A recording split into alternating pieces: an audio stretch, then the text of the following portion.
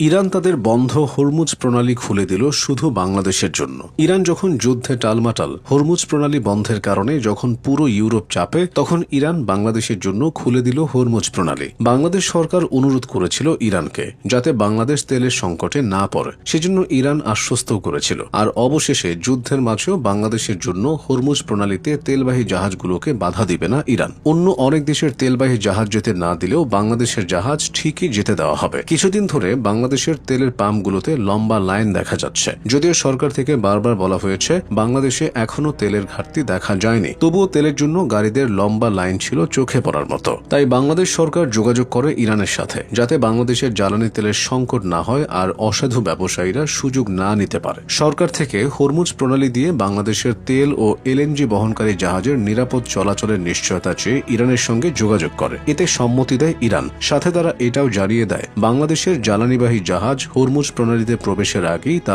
ইরানকে জানিয়ে দিতে, যাতে তারা নিরাপদে পার করে দিতে পারে বাংলাদেশের জাহাজ। ইরান বাংলাদেশের এমন বন্ধুত্বের সম্পর্ক আগেও দেখা গেছে। ইরান হল সেই মুসলিম দেশগুলোর একটি যারা স্বাধীনতার পর 1974 সালে বাংলাদেশকে স্বীকৃতি দিয়েছিল। এরপর থেকেই দুদেশের আনুষ্ঠানিক সম্পর্ক শুরু হয়। আমাদের বাংলা ভাষায় প্রচুর ফার্সি শব্দ আছে যা মূলত ইরান থেকে এসেছে। এমনকি কাজী নজরুল ইসলাম থেকে শুরু করে রবীন্দ্রনাথ ঠাকুরের মতো বিখ্যাত লেখকরা পারস্যের তথা ইরানি সাহিত্য দ্বারা অনুপ্রাণিত। ঢাকায় ইরানের দূতাবাস আছে, তেহরানেও বাংলাদেশের দূতাবাস আছে। এছাড়াও দুই দেশই মুসলিম সংখ্যাগরিষ্ঠ। ধর্মীয় ও সাংস্কৃতিক মিল থাকায় সম্পর্কের ভিত্তিটা বন্ধুত্বপূর্ণ। বাংলাদেশ ও ইরানের মধ্যে যে বাণিজ্য আছে তা খুব বড় না হলেও বেশ গুরুত্বপূর্ণ, কারণ ইরানের উপর দীর্ঘদিন যুক্তরাষ্ট্র ও পশ্চিমা দেশের নিষেধাজ্ঞা আছে। এ কারণে বাংলাদেশের সাথে ইরানের সরাসরি ব্যাংকিং লেনদেন বা বড় আকারের ব্যবসা করা কঠিন হয়। অথচ এই ইরান কিন্তু একসময় বাংলাদেশে প্রচুর কাঁচা তুলা এবং বিটুমিন রফতানি করত। আবার বাংলাদেশ থেকে পাট ও পাটজাত পণ্য ক্রেতাদের অন্যতম দেশ ছিল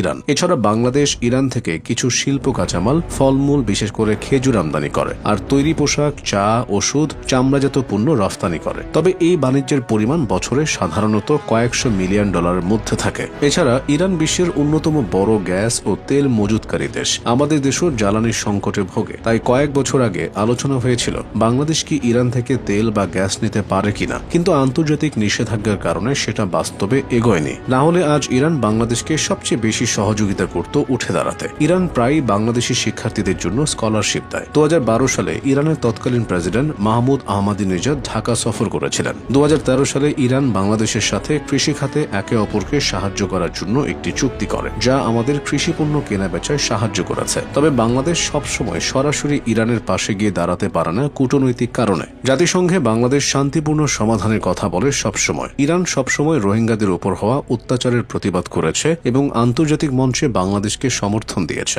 বাংলাদেশ ও ইরানের সম্পর্কটা এখন অনেকটা বন্ধুর মতো, কিন্তু মাঝখানে একটি অদৃশ্য দেয়াল অবস্থিত।